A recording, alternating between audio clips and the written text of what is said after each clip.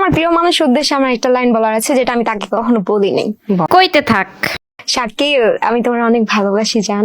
বল। ন্যাকামি করো মনে হয় কোনোদিন কও নাই। না সিরিয়াসলি, আমি আর কখনো বলি নাই।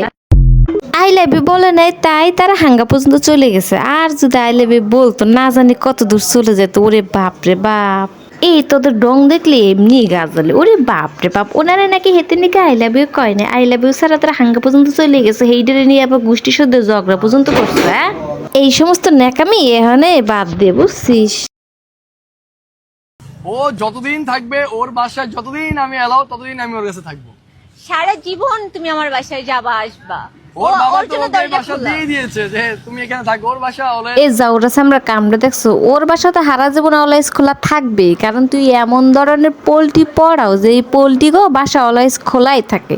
আর সবটি সম্পর্ক লাগার আগে কি তুই আমার বন্ধু, তুই আমার বন্ধু কে রে? তুই কি বন্ধুর এই জায়গায় প্রোডাকশন খুলে বইছো? হ্যাঁ, এই মাতারিরাও পারে, মাতারি করতে হ্যাঁ কত কামরা এইরকম একটা দাওর বা স্যামনারে নিজেরা কামাই করে খাওয়াই, আবার নিজেকে বাড়িতে সুন্দর করে পোষে। কে রে ভাই, মগু কি তোকে সহি দেয় না? হ্যাঁ, মোরা তোরা দেখতে পারিস না?